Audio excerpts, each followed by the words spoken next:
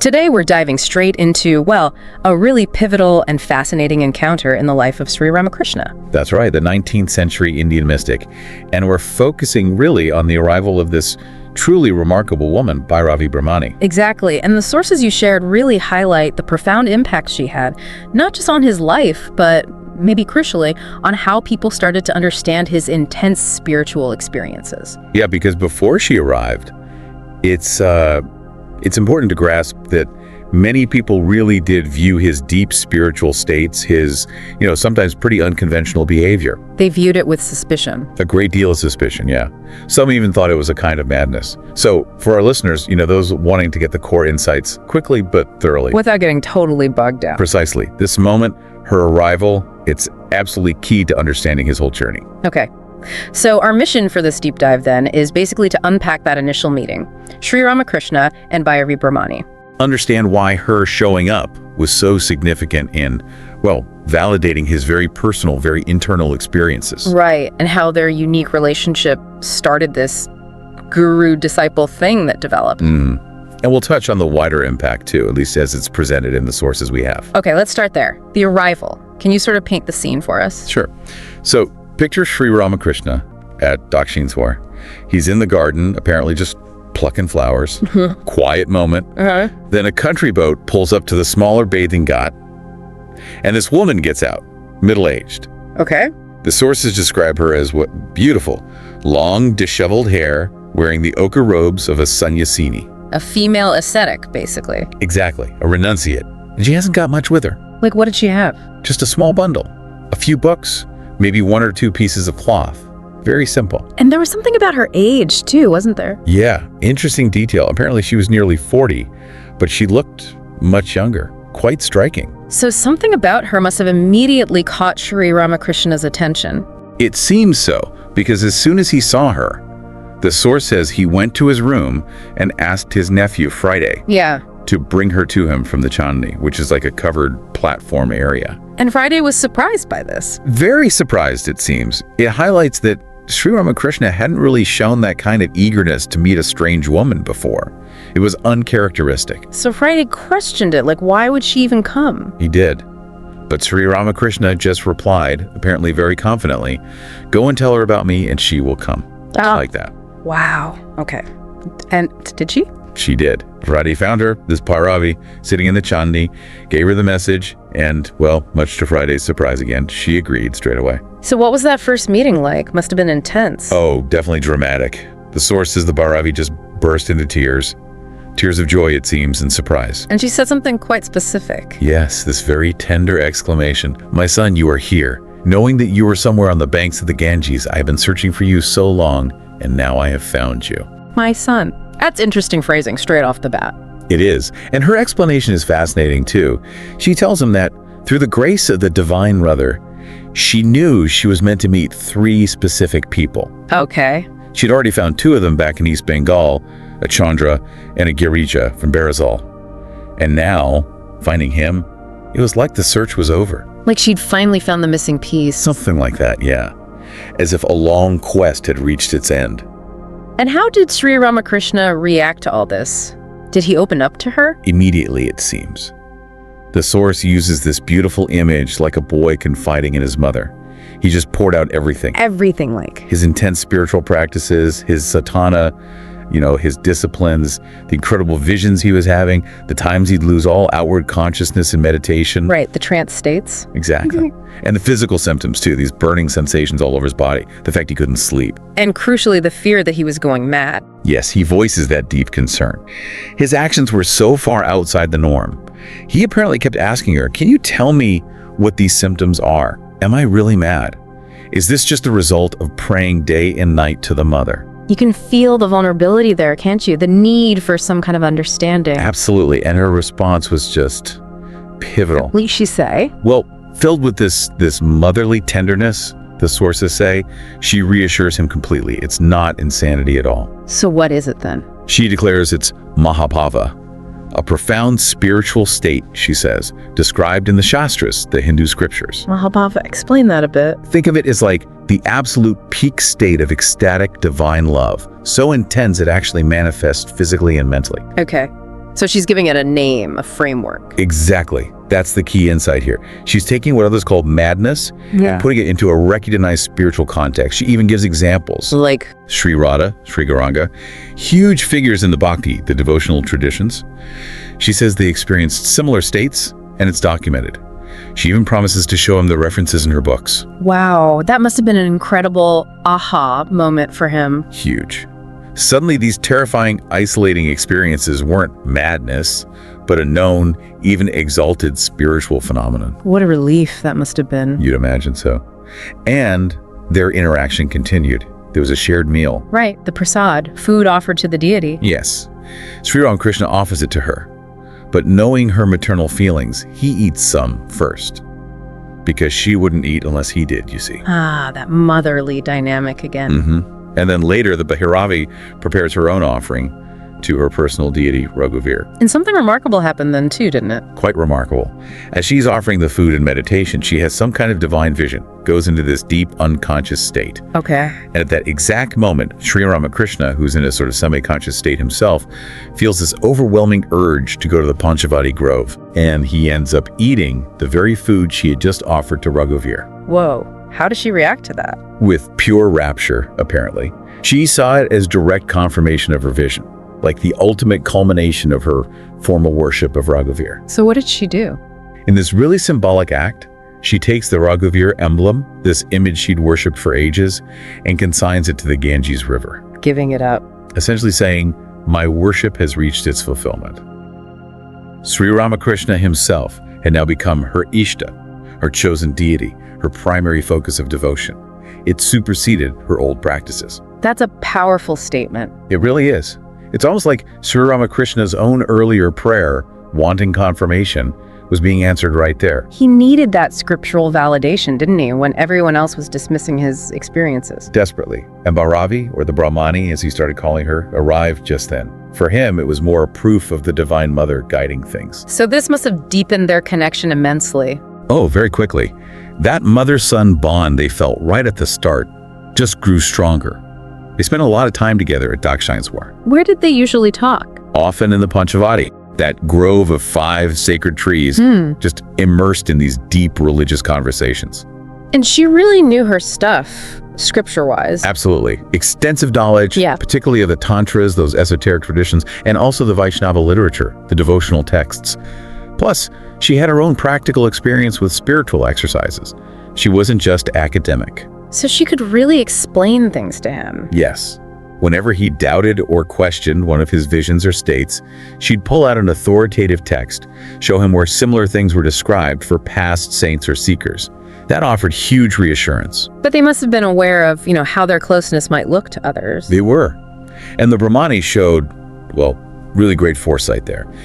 She decided it was better if she didn't live right at the temple garden. So where did she stay? In a nearby village called Aryadaha, only a couple of miles away, so they could still meet daily, but it addressed any potential social awkwardness or gossip. That makes sense. And the source really emphasizes her motherly attitude, the Vatsalya Bhava. It does. It paints these really vivid, touching scenes, her waiting for him with cream and butter she'd prepared. Calling him Gopala like Krishna as a child. Exactly, with tears of joy in her eyes. Yeah. And Sri Ramakrishna, just instinctively, like a child running to his mother, would go to her. And there were even processions. Yeah, local women joining in, singing songs about Yasoda's love for the child Krishna, feeding Sri Ramakrishna sweets. It really cemented this whole maternal dynamic. It was quite public. So, based on everything she's seeing and hearing from him, what's the Brahmani concluding? Well, watching him, especially seeing him go into these deep trances, samadhi, just during normal spiritual conversations, she becomes absolutely convinced that all these extraordinary experiences are just pouring out of this intense, overwhelming love for God, Mahabhava. She started drawing parallels. Big parallels, especially with Sri Chaitanya, another major figure known for ecstatic devotion centuries earlier. She saw the same kind of, quote, madness for God. Right. Similar unusual physical symptoms. Even apparently a similar power to transmit spiritual energy, spiritual fervor, just through touch. So these parallels led her somewhere specific. They did. They led her to believe that Sri Ramakrishna wasn't just a highly advanced soul, but actually a divine incarnation, an avatar. Wow. That's a huge leap. It is. And it wasn't just the parallels. Other things happened that seemed to confirm it for her, like that burning sensation he had. The one the doctors couldn't fix. Exactly. It reappeared shortly after she arrived. Physicians were stumped. No physical cause, no cure. But she had an explanation. She did, drawn from the scriptures again. She diagnosed it as a physical manifestation of his intense spiritual yearning, his longing for God. Said it happened to Sri Radha and Sri Gauranga too. And she prescribed that remedy. The garland of fragrant flowers and sandalwood paste, which sounds almost ridiculously simple, maybe even silly to outsiders. But it worked. Completely. He recovered fully in just 3 days. For the Brahmani, this was more proof. Astonishing proof, really. Were there other things like that? There were.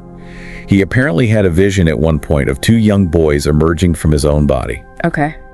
How does she interpret that? That cemented her conviction even further. She interpreted it in relation to Sri Chaitanya again, concluding that Chaitanya had reappeared, but this time sort of embodied alongside his close companion Nityananda, maybe within Sri Ramakrishna. It gets complex, but for her it all pointed the same way. Even things like his appetite. There was something about that, right? Yes. He went through this phase of having this sudden, completely insatiable appetite. Nothing could satisfy it. Which must have seemed bizarre. You'd think so. But again, the Brahmani explained it based on her knowledge. Said it was actually a known, though perhaps uncommon, stage for some spiritual aspirants on their path.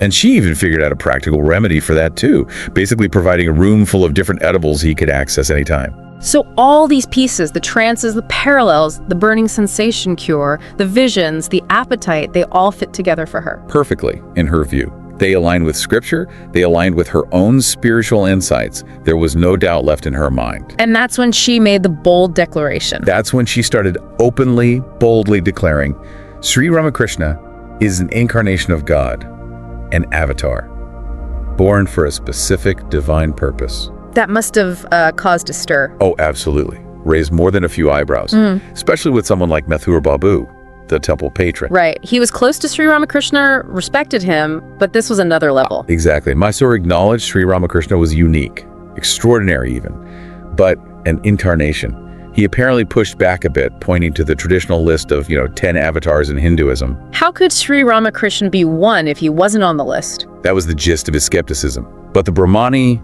she was ready. She had scriptural answers? She did.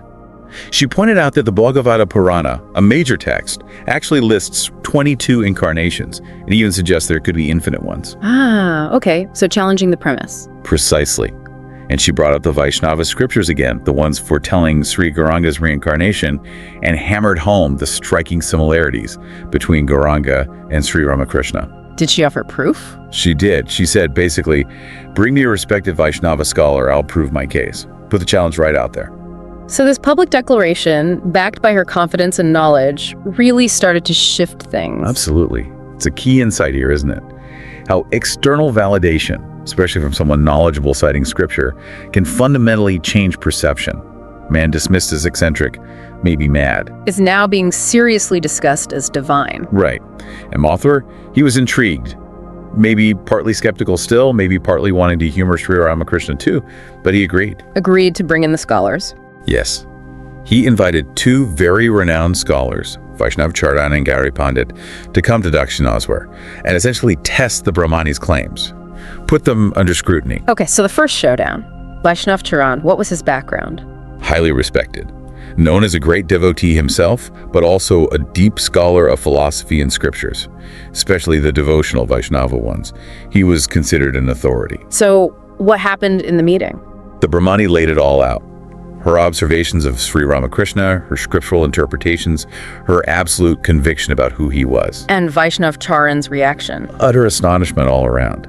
Because he didn't just accept her points, he wholeheartedly agreed with her conclusions. Really? He didn't debate it? Not according to the sources. He apparently asserted that Mahabhava, that supreme state of divine love, was fully, completely manifest in Sri Ramakrishna. Maybe even more intensely than in other known extraordinary cases from the past. Wow. Mathur must have been stunned. Mathur and everyone else present, yes. And Sri Ramakrishna himself. He reacted in his typical childlike way, just expressed pleasure that, well, it was good to know it wasn't just some disease he had. That's so like him. So, did Vaishnav Charan's view stick? It absolutely did. His agreement wasn't just a one-off comment. He became a frequent visitor to Dakshineswar after that. Seeking guidance from Sri Ramakrishna. Seeking guidance, yes, and bringing other devotees to meet him too, he developed deep respect. And eventually, he started publicly proclaiming Sri Ramakrishna as an incarnation himself, adding his scholarly weight to the claim. Okay, so that's one scholar convinced. What about the other one, Gauri? Gauri Pandit. His encounter was equally remarkable, maybe even more dramatic in its own way. He had a formidable reputation. As what? Basically an invincible scholar in debate. And he also had this unique, kind of awe-inspiring way of performing homa, the fire sacrifice. Instead of a small fire pit, he'd apparently pile something like 80 pounds of sacrificial twigs directly onto his outstretched left hand, set them ablaze, and chant mantras while offering ghee with his right hand. Seriously, his bare hand. Apparently so. Sri Ramakrishna himself was reportedly amazed when he saw it later. A real display of some kind of inner power, or siddhi. Okay, so this formidable scholar arrives at Dakshineswar. Yes, and he enters the temple grounds in his usual style, apparently chanting hymns to the Divine Mother in this booming, thunderous voice, a technique meant to sort of psych out potential opponents before a debate even started. Intimidation tactics. Pretty much. But then something funny happened. What? Sri Ramakrishna, who was nearby and knew nothing about Gauri's reputation or tactics, just instinctively started chanting the same hymns, but even louder. No way. He matched him. Matched him and then overpowered him. It escalated into this spontaneous chanting duel. Apparently it got so loud the temple guards thought a gang of bandits were raiding the place and came running. Only to find it was just a contest of lung power between this great scholar and this supposed mad priest of the temple. That's hilarious. Who won? Sri Ramakrishna. Gauri, unable to keep up or outshout him, had to concede defeat. He apparently entered the meeting room looking rather sullen. Did Sri Ramakrishna explain that later? He did. He said that in that moment, the Divine Mother had sort of temporarily transferred Gauri's great power of argumentation, his debating skill, over to him, Sri Ramakrishna. Why? Because, ironically, that very intellectual prowess had become a barrier, an obstacle to Gauri's own deeper spiritual realization. Interesting. So what happened after that initial noisy encounter? Well, despite the rough start, Gauri was ultimately completely captivated by Sri Ramakrishna's personality, his spiritual depth, his sheer presence. He ended up surrendering completely to him. Another one won over. Completely. And later, when another assembly of pundits was convened, perhaps for a more formal debate, Gauri basically said, look, Vaishnav Charan already spoke, and he was clearly blessed with divine insight to recognize Sri Ramakrishna. We are in complete agreement. There's nothing to debate. So he publicly backed Vaishnav Charan's assessment. He did. He stated his own personal conviction that Sri Ramakrishna's spiritual stature was extraordinary, beyond measure. Did Sri Ramakrishna ever test him on that? Playfully, yes. Yeah. He asked Gauri something like, well, you've seen avatars described in the scriptures. Do you really think I am like them? And Gauri's response? Even stronger than before. He said something to the effect of, are you comparing yourself to mere avatars? You, sir, are the source from which countless avatars arise. You're like a vast mind of infinite spiritual power, and incarnations are just tiny fractions emerging from you. Yeah. He even offered to prove that from the scriptures. Wow. That's an even bigger claim. Huge. And again, Sri Ramakrishna just reacted with his childlike simplicity and pleasure. So in the end, both these great respected scholars who came perhaps initially to judge or test ended up surrendering at his feet. It's a powerful testament, isn't it? To the impact of the Brahmani's initial conviction, her ability to articulate it, and of course, Sri Ramakrishna's own undeniable spiritual reality. Absolutely. This whole episode with Bhairavi Brahmani, it really feels transformative when you lay it out like that. Oh, undeniably. Yeah. A massive turning point in his life. She provided meaning, context, validation for these experiences that have been so isolating and misunderstood. And it's fascinating, too, him accepting a woman as his guru, right? Especially given how strongly he later emphasized renouncing, attachment to women and wealth for his monastic disciples. It seems paradoxical, doesn't it? But it really highlights a crucial distinction. The issue wasn't women themselves, but the attitude towards them, the potential for lust or attachment being the obstacle. So seeing the divine in women was key. Exactly. Seeing the Divine Mother of the universe embodied in all women. relating to them purely as mother, sister, or daughter, was presented as a way to transcend the lower idea of sex altogether. Her being his guru powerfully demonstrated that. It also seems like she gave his spiritual practice, his sadhana, a new direction. Well, perhaps not entirely new, but she definitely guided him through more structured, scripturally defined paths. He had already reached incredibly high states pretty much on his own through sheer intensity of longing. Right. But the Brahmani helped him traverse many of the paths laid out in the Tantras and Vaishnava traditions systematically, and he found they all led to the same ultimate truth he'd already glimpsed. It underscored the value of those established practices, even for someone as advanced as him. And her arrival itself speaks volumes, doesn't it? About divine timing, maybe. Beautifully illustrates it, yeah. The idea that when a seeker is truly, deeply sincere, when that yearning for God is intense enough, the necessary help and guidance will just appear. Exactly. At just the right moment. It really speaks to the importance of cultivating that zeal, that earnestness in spiritual life. The universe responds, you could say. And perhaps her most significant role overall was in just getting Sri Ramakrishna's greatness evaluated correctly. You could definitely argue that. Shifting the public perception was huge, from that eccentric priest or the lunatic of Dakshineswar to someone seriously considered an incarnation of God. Yes, her bold challenge, disprove my claim if you can.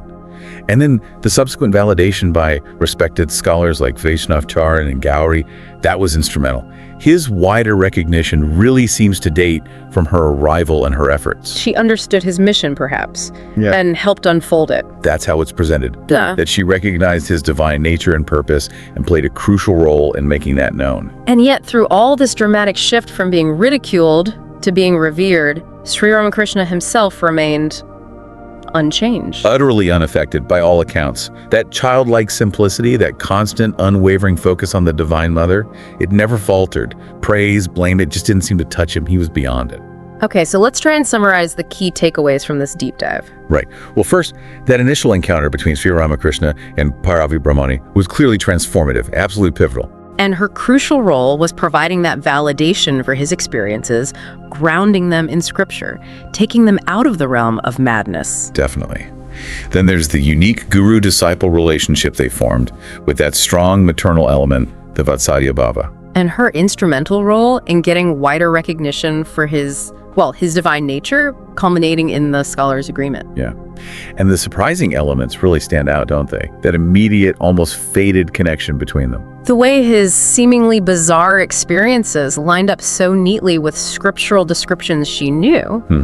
And the fact that these high-powered scholars didn't just debate her, but actually agreed, often quite dramatically. So for our listeners, seeking that quick but thorough understanding. This story really offers a concentrated look at a major turning point in a truly remarkable spiritual life.